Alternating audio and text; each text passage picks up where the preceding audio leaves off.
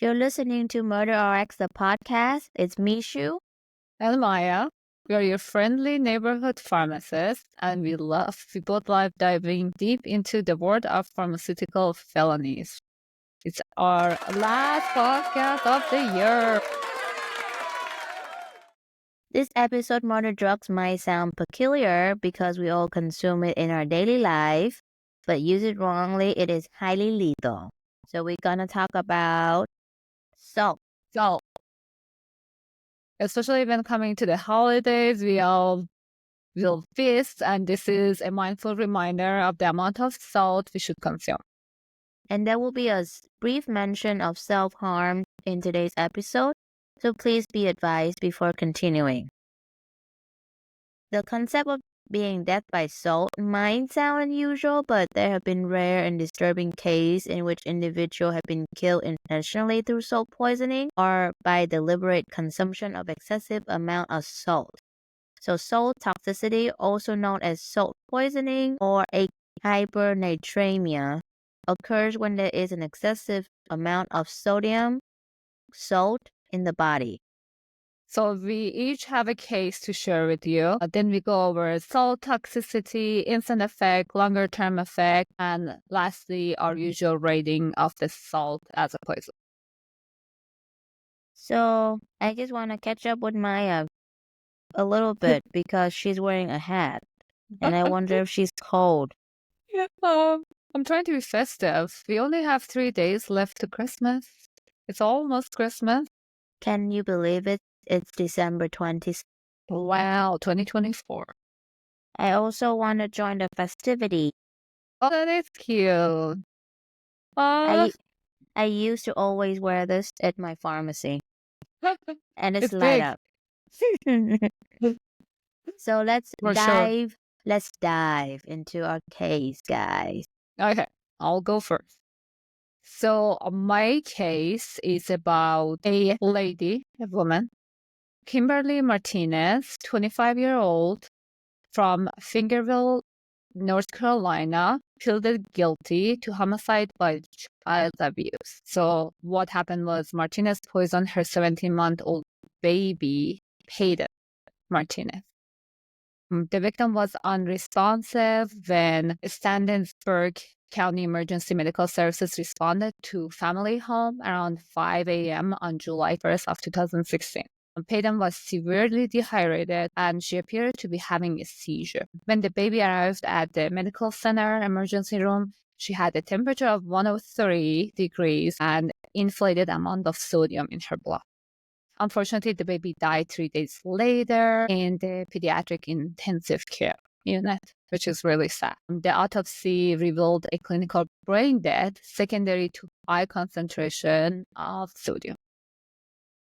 So what happened was when the baby was admitted to the hospital, Kimberly Martinez reported that the kid and her twin sister got into a bag of salt that was left on the bookcase for some reason the night before. She reported that she found the twin covered in salt, but she bathed them, put them in bed, nothing happened. Investigator in the special victim unit learned that Kimberly Martinez wasn't telling the truth, and they also interviewed their 4-year-old son, and the little boy actually reported that he watched his mother feeding his sister a full spoon of salt. He could describe the spoon, the bag, all the little information. And also that information from that little boy helped deputies to find a bag of salt under a sofa cushion.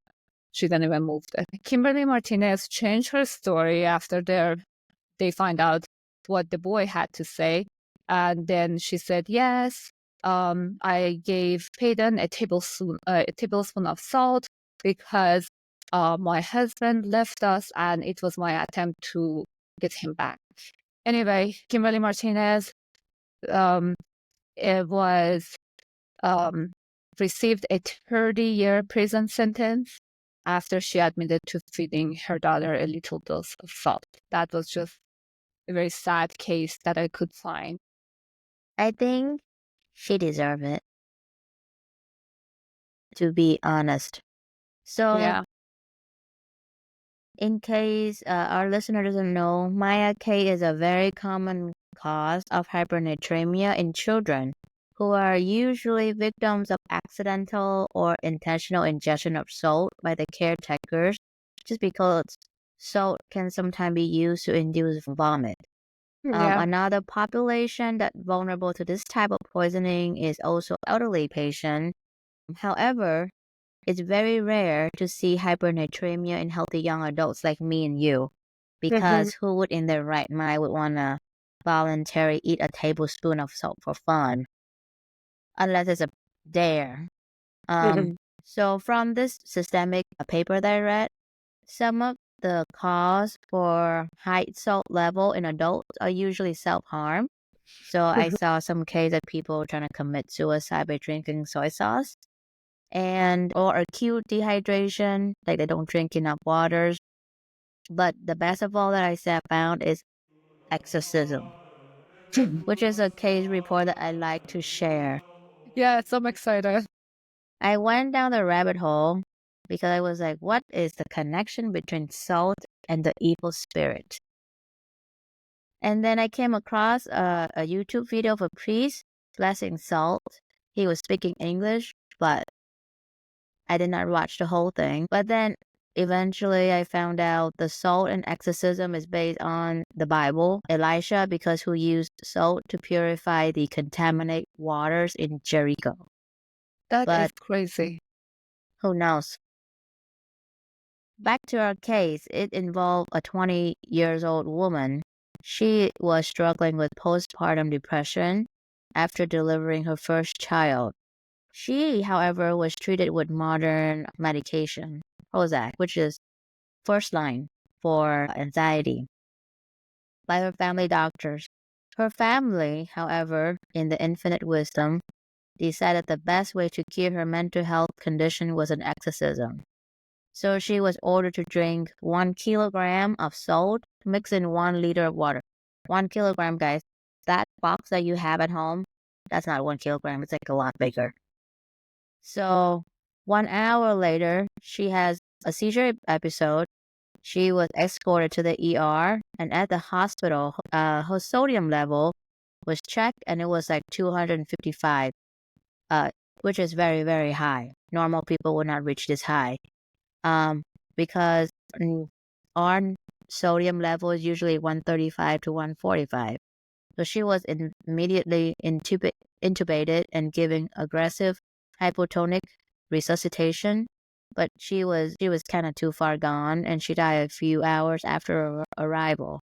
So basically, in conclusion, postpartum depression, an ancient ritual, and a whole lot of sodium will lead to a tragic and unnecessary death.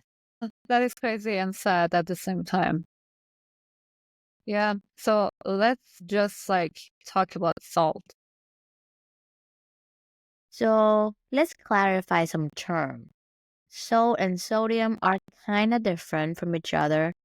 So sodium, or Na, which is a mineral in the periodic table, but the table salt we have at home are not just pure Na or sodium. It's made up of sodium and chloride. But the focus today will be on sodium, but we would basically just use the term interchangeably. So how does it made? So here's a fascinating tidbit of history. So salt has played a significant role in human civilization, way beyond seasoning.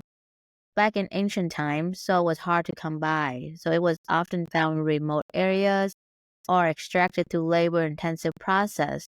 This scarcity, though, make it incredible valuable. In some culture, salt was even used as a currency. And then the word salary itself comes from the Latin word for salt, salarium. Can you imagine paying monthly house mortgage by bags of salt? You'll be so Um, buff, Maya. should I start? 5 bags of salt. Uh, um, so there are three main methods of extracting and producing salt. The easiest way, evaporation of seawater because it's salty.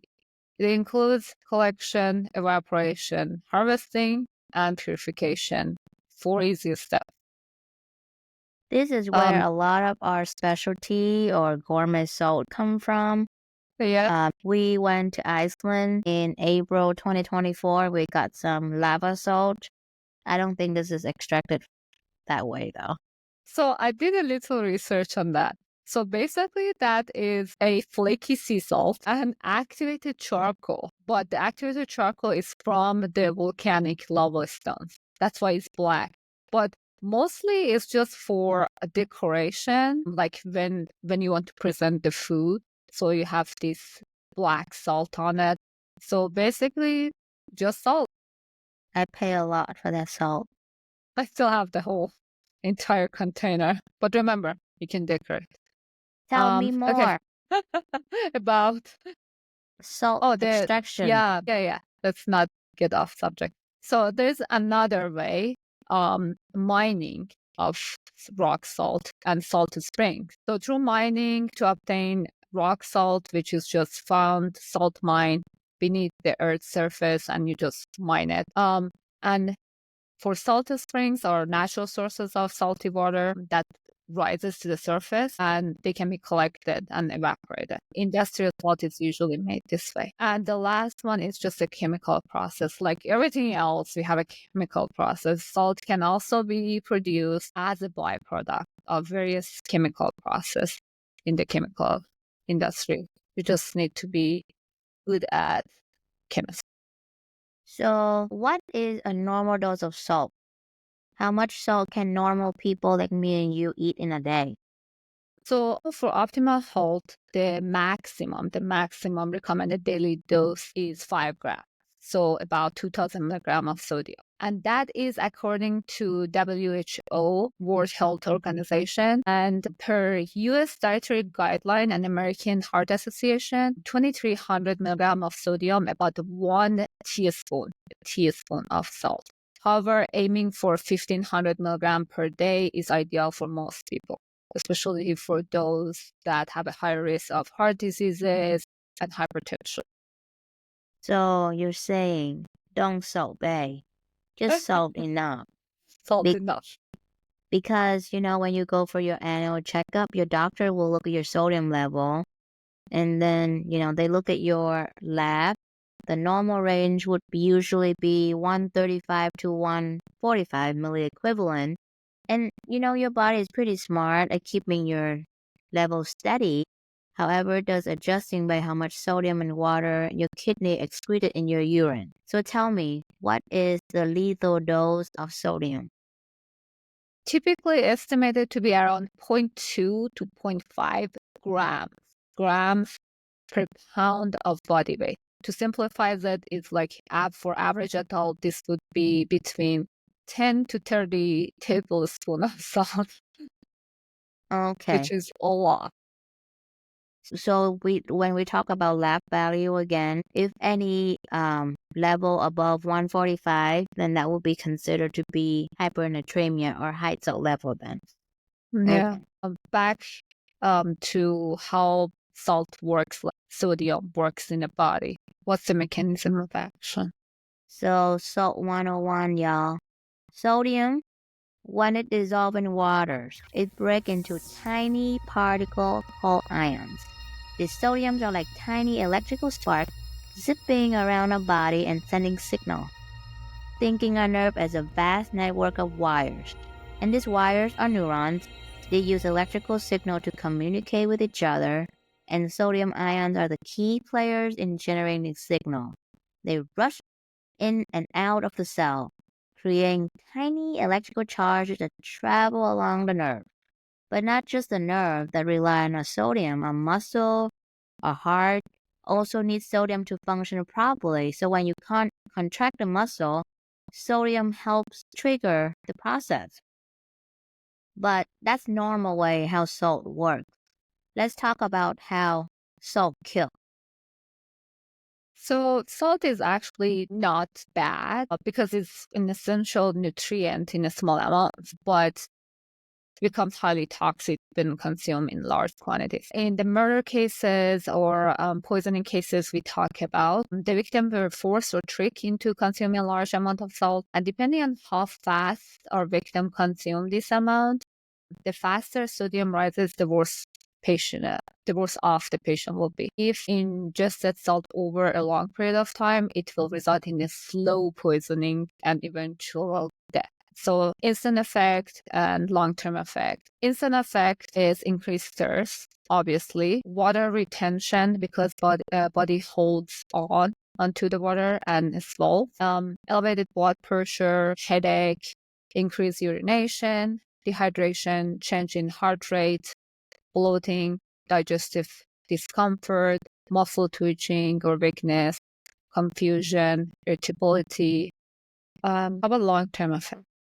So if a longer period of forced ingestion or continuous exposure to high sodium level, maybe a couple weeks, and no treatment was given to the victims, they are guaranteed death. So most of our poisoning case is acute.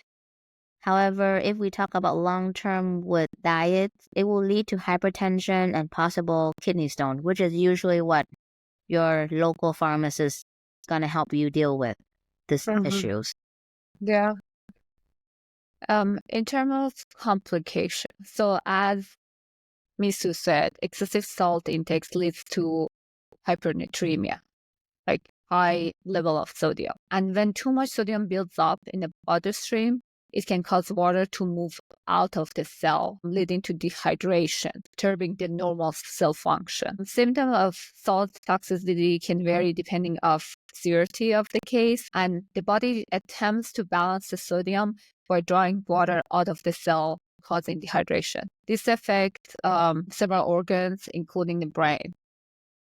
So let's take a walk down memory lane of osmosis. Imagine your brain is a plum, juicy grape. When you drink too little water or consuming too much salt, that grape starts to shrivel up because salt is like magnet to water and water to start to flow out of your brain cell. This can lead to brain shrinkage and then in severe case, brain damage. So to compensate for the water loss, your brain cells trying to pull in the water and other substances, but then this can lead to swelling of cells and further damage. So as the brain shrinks, it can pull away from the skull, disrupting blood flow and potentially causing bleeding, which then lead to neurological symptoms such as confusion, seizure like my exorcism case, or even coma. So in severe case, organ failure, kidney, heart failures occur, and then death. There are a few groups that are in danger of accidental salt poisoning. Misu actually did mention those groups, but children, pets, athletes, and elderly and patients with kidney dysfunction are in danger of salt poisoning. For children, ingestion of large amount of table salt is one of the most common causes of salt poisoning because, young children can find salt and eat large quantities of it. For pets, dogs and other animals are sometimes at risk too, especially dogs, because you take your dog for walk outside, and in cold weather they use salt to de-ice the sidewalks, and if dogs get to those salt, is dangerous. And also any salty snacks like chips or pretzel that you might give to your dog. Athletes like marathon runners and football players, because they actually have gains in hot weather, they sometimes consume large amount of salt to prevent dehydration or leg cramps. Elderly and patients with kidney dysfunction are also at risk because patients with condition that affects kidney function may have difficulty maintaining the normal sodium level. Older adults are at high risk due to use of the medication that they might use fluid balances such as diuretics or certain blood pressure medication. How about the treatment plan? Yeah, how do we treat it? So we went over how it works, how it kills. So now we're going to talk about how do we treat these patients. So just to clarify, it needs to differentiate whether high salt level is from acute salt toxicity or water loss because the treatment are different for each. Today, for the podcast purposes, we're going to focus on the first part, which is salt toxicity, high level of salt. In the ER setting, depending on whether salt is still in your stomach, a nasal gastric tube can be used to have suction out, so it helps reduce further absorption. And another goal of the treatment is to make sure we preserve brain function. The treatment of salt toxicity focuses on replenishing fluid in some case and restoring sodium balance. And this is typically done under medical supervision, and it including giving them hypotonic IV fluid, so like make sure everything's balanced, like dextrose 5% in water to draw out the salt from the cells. Slow reduction of sodium level to prevent sudden shift that could cause brain swelling or other complication. Patient can also be given diuretics, which is to help get rid of extra fluids and also get rid of extra salt through the kidney.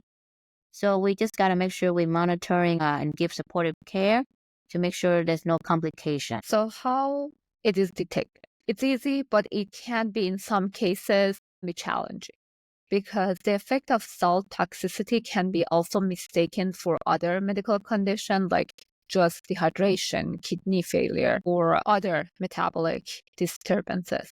Also, because the toxic dose of salt is high, it is often requires significant quantity to cause death, which makes the act harder to detect without careful medical investigation. In some instances, the victim's death might initially be ruled as natural causes like dehydration or heart failure, only for the cause of death to be discovered later through forensic investigation or post-mortem analysis. So I think we went over the clinical part of our podcast, and we're going to talk about the ratings. In case you're new to our podcast, we do our rating based on 4 things: efficiency, detectability, pain level, and accessibility. We rate them from 1 to 10. 1 is easy, and 10 is hard or difficult. So let's talk about efficiency. I would give it a 2 just because a large amount of salt is needed to cause death. And if it's not in one little dose and somebody is trying to murder somebody by just giving enough salt over time, it takes days of repeated exposure to cause any fetal hypernatremia. So my rating, I think, is a bit different because I think it'd take a lot to kill, but if you take a large enough dose, that is definitely a certainty. So I guess it all depends on how fast or slow the poisoning is and if the victim was given the treatment in time. So I think for me, efficiency is a little bit more. I would give it number 4. So let's talk detectability. You want to go first? Yeah, it's very easy to detect. I give it almost a 10, but it's still keeping in mind that the effect of salt toxicity can also mimic other medical conditions like I talk about. So sometimes it makes it harder to detect foul play like immediately, but it is easy to detect. I think it's easy too because I think checking salt level or sodium is like a part of your comprehensive metabolic panel or CMP. So I think your doctor would order this as your annual exam. When you're admitted to the hospital, it got ordered. So I think it was shown pretty fast. Yeah. How about In pain terms of level? pain levels, I would say 8 because again, except that large little dose, if you poison somebody over time, it causes muscle twitching, seizure, organ failure, like a long, painful process. I'm like between an 8 and a 9 because I feel like for exorcism case, the victim died so soon. And I feel like she suffered a lot with this pain and seizure. Yeah. But like slow, but with other slow poisoning, the system, it would not it be sudden. So like I rated it a little higher because I think the victim suffered a little bit more. Yeah. So guys, unless you're a trad wife on TikTok and you want to extract your own salt from the ocean, just go to the market for seasoning purpose. 10 out of I 10. I think extracting it is more fun, don't you think so? Not in Because Oregon. how much? It's always rain, no sun.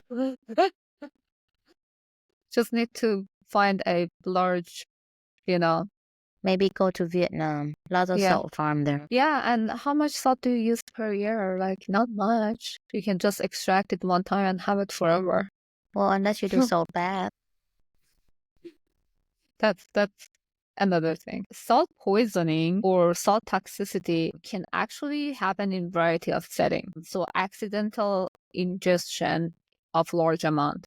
There is one example that happened in 2003 in the United States where a food processing plant accidentally added excess salt to a batch of processed food, which leading to several cases of sodium toxicity in the individual. And another case happened during the 1940s when a group of soldiers were stranded during military operation. And they consumed salt because they were trained to consume salt to maintain hydration. And they developed symptoms of salt poisoning, leading to hospitalization and death in some instances. That is sad because that is very preventable errors. I know. So, as our last part, we like to always quiz our audience to make sure you guys have been listening to us. Yeah. So, very easy question. What is the recommended daily dose intake by American Heart Association? A. 500 milligram. B. 1500 milligram. C. 3000 milligram. Maybe this time we should not talk about the answer and have our listener to either go back and listen to it or just test their knowledge. Yes, go back. Because I don't remember either. So, what is one health issues? We always want to do this because it is a educational podcast and we want to make sure our listeners are aware and taking care better of yourself. So, even though our topic is always a little dark and it's always about killing using, medication, today it's about acute salt poisoning, but we want to make sure we get our message out about healthy eating because we all love those potato chips. I'm guilty. Sometimes I just eat salt for fun. But Rob, my husband, was like, why are you doing that? And I said, my body just crave it. But a healthy eating habit will benefit you in the long term. It will decrease your high blood pressure, decrease your 10 years heart disease risk. And then just remember, this is the answer to that question. 1 teaspoon of salt or less a day. So, not too many chips. 5 Salted chips a chip. day. Okay. As always, disclaimer, this podcast is informational purpose only and not professional medical advice. If suspect poisoning, call 911 or go to poison.org or call 1-800-222-1222. Other than that, thank you for sticking out with us. One more episode. We can't wait to get our next episode up and running. Please reach us by email at murderrx.thepodcast@gmail.com or Instagram at murderrx.thepodcast with ideas and comments. We love to hear from you.